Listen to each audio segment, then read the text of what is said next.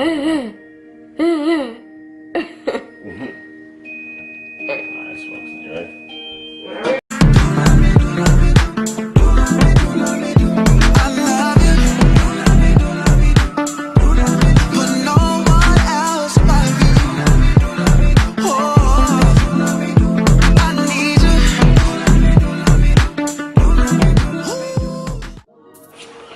up, HTTV family? It's Hadizel for part 2 about pregnancy and being parents.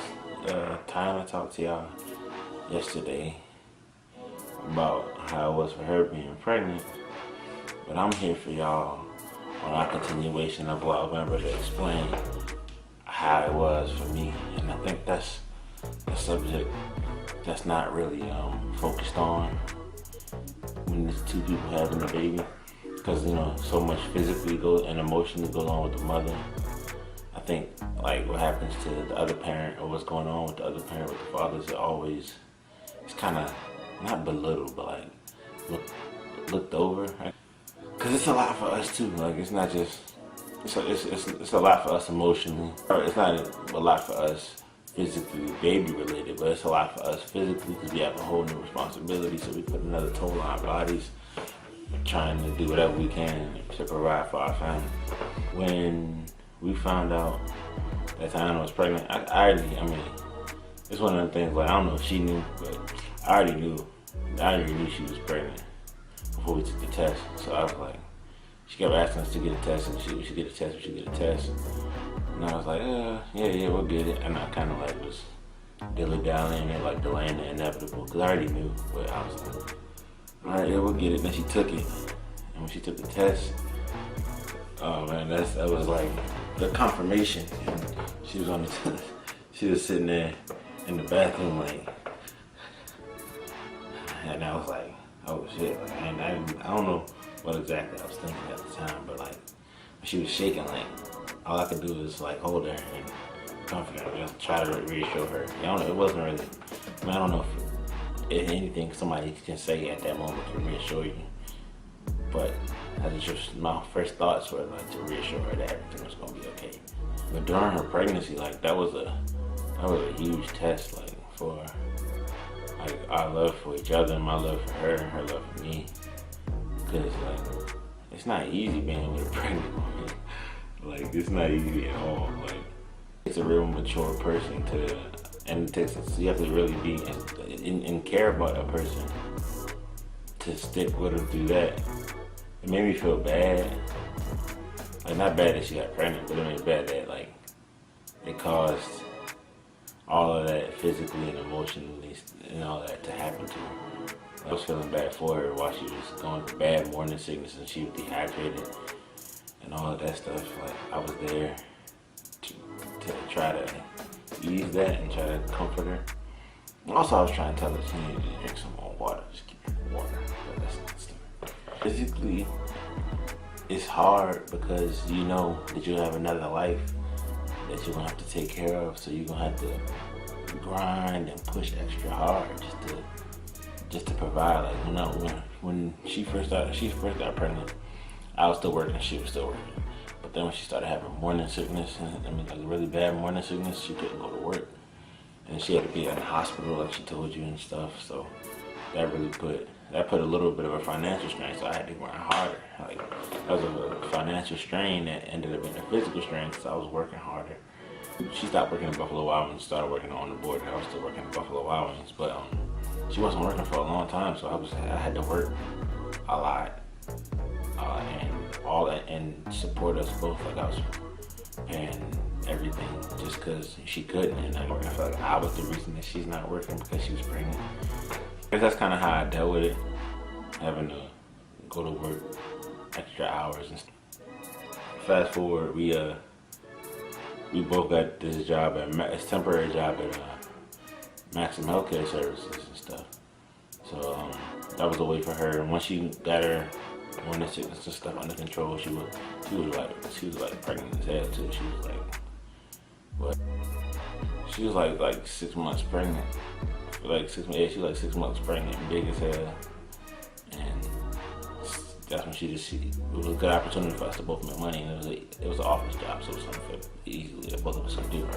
But the grind of that was I was still kept my other job, so there was certain times I was working like 21-hour days. Like I would wake up and get to work at 8, get off at 4:30. Excuse me. I'm tired now. The grind don't stop. But yeah, I would go to work at 8:30 to 8 o'clock to 4:30, and then I would get off at 5 and go to Buffalo Wild Wings until 2 o'clock in the morning. Monday, I had the same day. Tuesday, same day. Friday, same day. So like I did that 3 days a week. It was like I was working like literally all day and turning around. So that Monday and Tuesday stretch, it felt like one long day. Like that was so exhausting. Like those people that know me, around me, like during that time period when I was just working all the time, like I wasn't really. It didn't show that I was drained. Sometimes it seep through. I try to save face and hold it together. Sometimes it leaked through the fact that I was tired. That part was really draining, like really draining. And then on top of that, you come back, like working on that, you come home.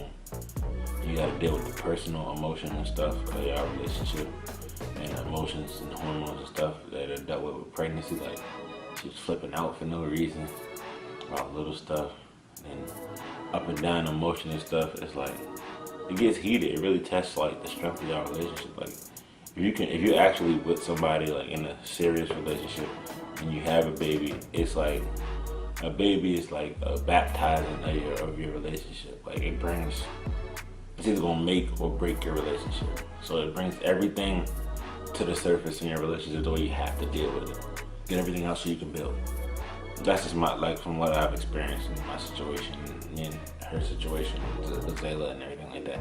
But yeah, I was working all them hours like constantly, and we were doing really well, like saving money, as well as paying our bills. All our bills were paid. But the biggest test was that emotional wear. Like we would get into it sometimes about like little stuff, but it would be big because she's pregnant, I'm tired, and it's like I don't know. It's kind of like a vibe. Like when she's pregnant, it's like we're pregnant. Like even though she's physically carrying it, it's like something changes in you as a man too. Like I don't know how to describe it, but anybody who's had a baby and been with their significant other while they were pregnant, I think y'all might know what I'm talking about. Like it feels different, but it's a good different. You learn a lot about yourself. You learn a lot about your significant other too. You learn a whole lot about your significant other, and it makes your relationship stronger. Like I had to have a child before 25. That was my wish, or that's what I wanted for myself. Like, cause I didn't want to be an old father. Like, I don't want to have no baby at 30.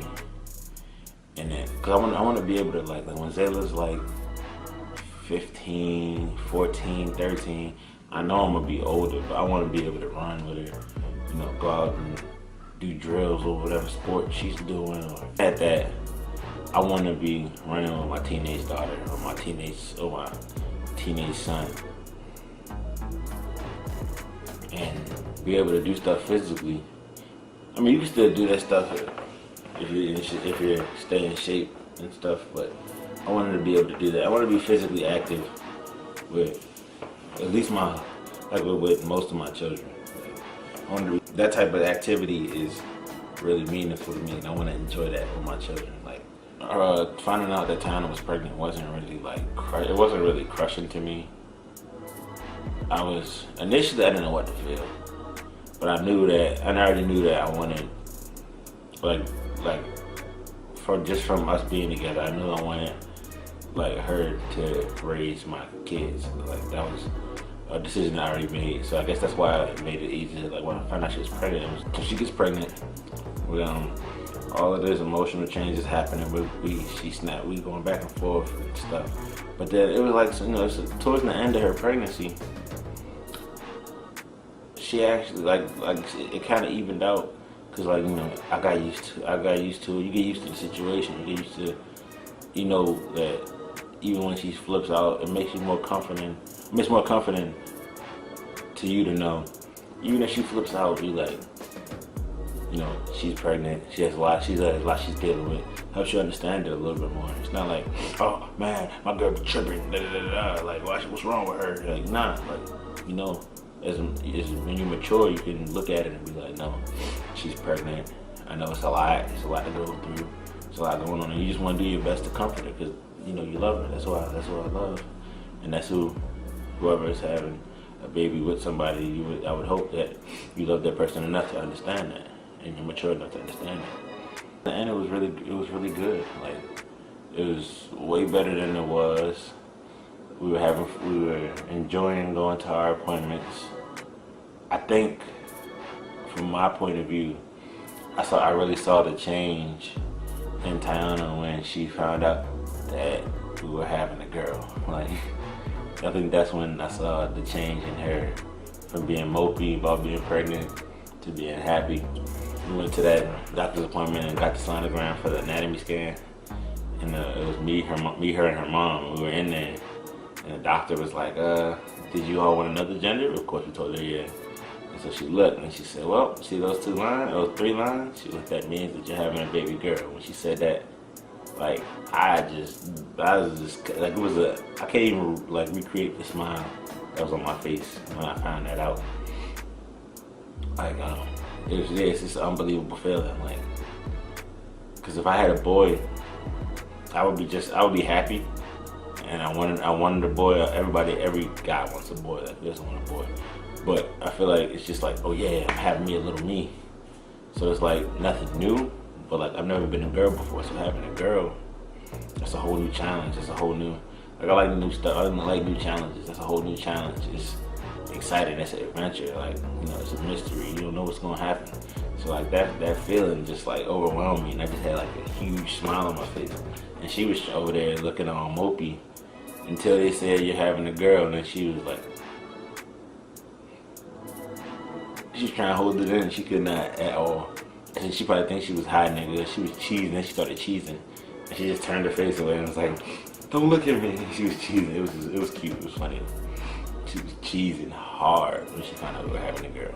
And from that moment, I think that's when like her mood and her emotions and everything, she started to cope with them a little bit better. The day that Zayla was actually born, that feeling, it's just like, oh man, it's just like every single feeling you get while you're waiting for your child to be born is like the best feeling in the world at that moment. So when I found out I was having a girl, best feeling I could ever feel. I thought nothing else could be better until she was born, and it was like, oh man, yeah, it was beautiful. Like, once I saw her, when I saw her cry, I realized like we made that. Like, we, with the help of God, obviously, but we made that. Like, us two put together, made that. It's beautiful, man. Most people be like, you know, oh, having a daughter changes you, or having a child changes you. The crazy thing though, like, I don't know if something's wrong with me. I don't know if I'm different. I mean, of course people are different, but it hasn't really changed me. I feel like, I mean, it builds on top of who I am and how I am, but it hasn't really changed me. Like, I'm still the same person. I just have a daughter, and I'm raising my daughter with my significant other. Like, me and her mother are raising her daughter. Like, we're raising our daughter. It's not like I'm a whole nother person because of it. Oh, now I'm doing this. You are more mindful of what you do because you have a daughter or a child looking at you, and they're gonna base their actions and how they are based on what they see from their parents. But that hasn't like changed me to where I'm a different person, or I do things a whole lot differently than I did before. And I think that's because I felt like the things in my life in general that I've experienced prepared me for this. I felt like it just came natural to me. So like being a parent just naturally came to me. Like, of course there's moments where you feel like everybody's gonna have their moments where you're like, yo, I don't know what to do. But then you realize it's your decisions to make. Like, nobody else can tell you what to do because every child's different, and it's your child. Like, you can get advice from everybody else, and they can give you the suggestions, but it's exactly that, a suggestion. You don't have to do it just because people did it with their kids. Doesn't mean you have to do it with yours. Like, this is you writing your story, like us three writing our story. So like, and we appreciate any feedback from elders and stuff like that.